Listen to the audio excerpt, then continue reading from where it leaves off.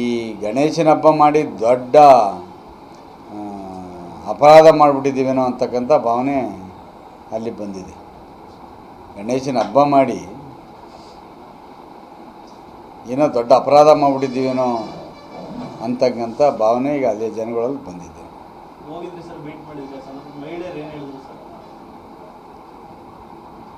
ಮಹಿಳೆಯರು ಪಾಪ ಅವ್ರಿಗೆ ಏನು ಗೊತ್ತಿಲ್ಲ, ಇನ್ನೋಸೆಂಟ್ ಪೀಪಲ್ ಅವರು, ಅವ್ರಿಗೇನು ಗೊತ್ತಿಲ್ಲ.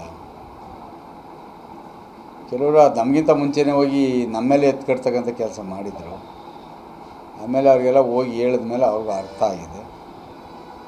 ಪಾಪ ಅವ್ರ ಮಕ್ಳುಗಳನ್ನ ನೋಡಬೇಕು, ಹೇಗಿದ್ದಾರೆ ಗೊತ್ತಿಲ್ಲ. ಈಗ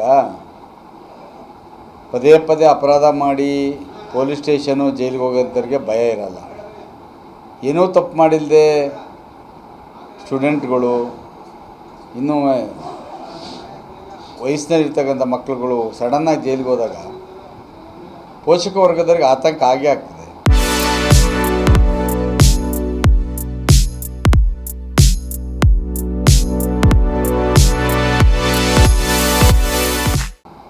ಪೊಲೀಸ್ನವರು ಸಹ ನೋಡಬೇಕಿತ್ತು ಇವರು ಇನ್ವಾಲ್ವ್ಮೆಂಟ್ ಇದೆಯಾ ಇಲ್ವಾ ಏನು ಅಂತ. ಈಗ ಏನಾಗ್ತದೆ, ಇಂಥ ದೊಂಬಿ ಕೇಸಲ್ಲಿ ಪೊಲೀಸ್ನವ್ರು ನಾರ್ಮಲಾಗಿ ಏನು ಮಾಡ್ತಾರೆ ಅಂದರೆ, ಅವ್ರಿಗೆ ಲೆಕ್ಕ ಬೇಕಷ್ಟೇ. ನಾವು 150 ಜನ ಮೇಲೆ ಬುಕ್ ಮಾಡಿದ್ದೀವಿ, 75 ಜನ ಅರೆಸ್ಟ್ ಮಾಡಿದ್ದೀವಿ, ಅದು ಲೆಕ್ಕ ತೋರಿಸೋದಕ್ಕೆ ಜನ ಬೇಕು, ಯಾರನ್ನ ಬೇಕು ಸಿಗ್ತಾರೆ ನಾನು.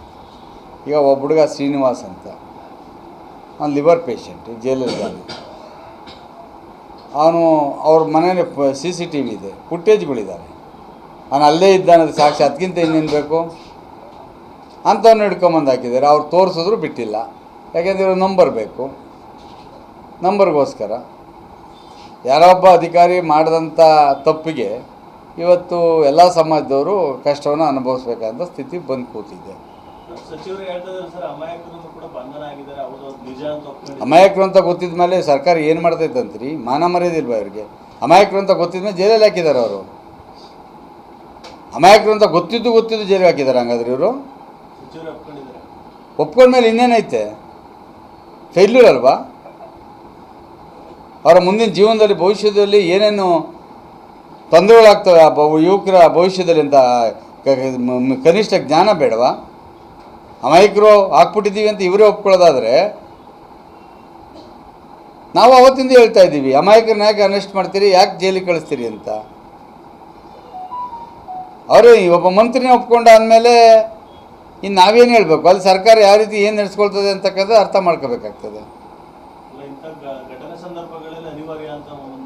ಏನು ಅನಿವಾರ್ಯ ಅಂದರೆ ಯಾರೋ ಏನೋ ಮಾಡೋದಕ್ಕೆ ನನಗೆ ನಂಬರ್ ಬೇಕು ಅಂತ ಯಾರೋ ಇನ್ನೋಸೆಂಟ್ಗಳನ್ನ ತೊಗೊಂಡು ಜೈಲಿಗೆ ಹಾಕ್ಬಿಡೋದಾ?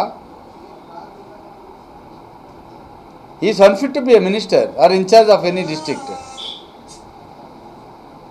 ಮಾತಾಡಿದ್ರೆ ರಾಜಕಾರಣ ಮಾತಾಡೋದು ಅಂತ ಹೇಳ್ತಾರೆ.